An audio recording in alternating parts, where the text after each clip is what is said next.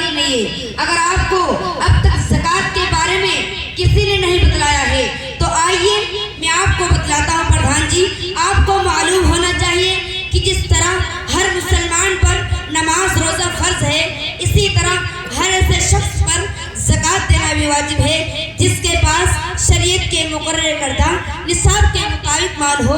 अगर माल होने के बावजूद भी ज़कात ना निकाले तो उसको सख्त अज़ाब की वईद सुनाई गई है। कुरान का इरशाद है, वल्लज़ीना यक्निज़ूना अज़-ज़हब वल-फ़िज़्ज़ता वला युनफ़िक़ूनहा फ़ी सबीलिल्लाहि फ़बश्शिरहुम बिअज़ाबिन अलीम। यानी वो लोग जो सोने और चांदी को जमा करके रखते हैं और उन्हें अल्लाह के रास्ते में खर्च नहीं करते, तो आप ऐसे लोगों को सख्त अज़ाब की खुशखबरी सुना दीजिए। अगरचे इसमें ज़रा तफसीर है, मगर आइए मैं आपको वो भी बता देता हूँ। बात है, मुमकिन है बात आपके समझ में आ जाए। दरअसल हर चीज़ में ज़कात का निसाब अलग अलग मुकर्रर कर रखा है। सोने चांदी का निसाब अलग है, रुपये पैसे का अलग है और पैदावार में अलग तरीके से मुकर्रर है। जानवरों में अलग अंदाज है। जहाँ तक सोने चांदी का निसाब अलग है, अगर किसी के पास 7.5 तोला सोना 52 तोला चांदी है, उस पर साल गुजर रहा है तो उसका 40 हिस्सा निकालना जरूरी है।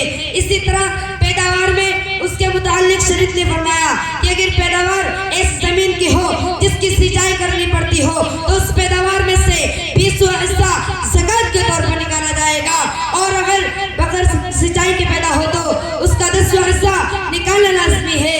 और ज़्यादा तफसील के लिए इसी मदरसा अरबिया का शुरू से रुजू करो। मुफ्ती साहब, आपने निसाब की तफसील तो बता दी है, मगर यह नहीं बतलाया कि इसके क्या फायदे हैं। प्रधान जी, दरअसल जो माल ज़कात के तौर पर निकाला जाता है और गरीबों और मिस्किनों का हक होता है, शरीयत ने ज़कात देने का हुक्म इसलिए दिया है ताकि गरीबों की परेशानियां दूर हो सके। ज़कात फुकरा की रियायत और गमखारी का एक बेहतरीन जरिया है, इसलिए तो कुरान व दीन में ज़कात देने की बार बार ताकीद आई है। मुफ्ती साहब, अच्छा मुफ्ती साहब, आपकी बात तो कतरे समझ में आती है। सवाल यह है कि ज़कात देने वालों को क्या हासिल होता है? ज़कात देने से तो उसके माल में कमी आ जाती है। फिर आखिर शरीयत का कौन सा इंसाफ है कि एक की भलाई के खातिर दूसरे को मुसीबत में डालते हैं? प्रधान जी, पहली बार आपका समझना गलत है, उससे माल में कमी होती है। हालांकि ऐसी बात नहीं है। ज़कात के तो माना ही बढ़ने और ज्यादा होने के आते हैं। अगरचे ज़ाहिरी तौर पर हमें नजर आता है कि हमारा माल घट जाता है तो अल्लाह ताला की वईद ना होती। जो लोग ज़कात नहीं देते, आप कुरान खोल कर देख ले, आपको जगह जगह मिलेंगी। अल्लाह ताला का इरशाद है कि जो लोग ज़कात नहीं देते तो क़यामत में उन्हें सोने चांदी को दगा जाएगा। एक दूसरी जगह इरशाद फरमाया कि ज़कात ना दी गई, क़यामत के दिन उसकी सूरत सांप की तरह बना दी जाएगी और उसे साहिब माल पर मुसल्लत कर दिया जाएगा।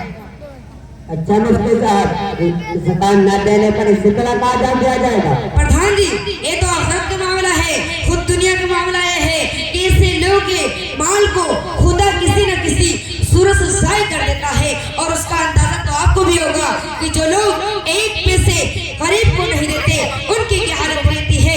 माल अपने पास रहने के बावजूद भी वो लोग हर वक्त परेशान ही रहते हैं। मुफ्ती साहब, ये तो मेरा देखता रहता हूँ, खुद मेरी ये हालत है। जब से मुफ्ती लोग को अपने माँ से देना छोड़ दिया था, उस दिन से आज तक परेशान हो। और हकीकत है कि अगर मुझे ज़कात के बारे में पहले से मालूम होता तो हरगिज़ मैं ऐसी गलती ना करता। मैं तो काफी शर्मिंदा हूँ, इतना माल होने के बाद भी कई सालों से ज़कात नहीं दे रहा हूँ। खुदा हमको माफ करे। अब हर साल 1-1 रुपये का हिसाब लगा के ज़कात अदा करूँगा। प्रधान जी, बड़ी खुशी की बात है कि मेरी बात आपको समझ में आ गई, तो दुआ कीजिए खुदा हम सबको अमल की तौफीक अता फरमाए।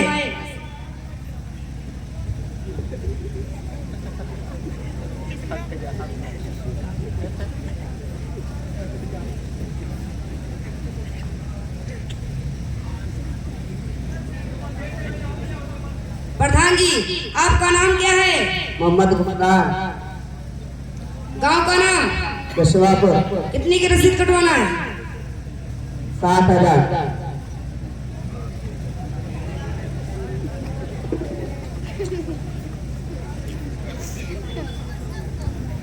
ठीक है प्रधान जी, चलता हूँ। अस्सलामु अलैकुम व रहमतुल्लाह। वबरकातुहू। वालेकुम अस्सलाम मुफ्ती साहब।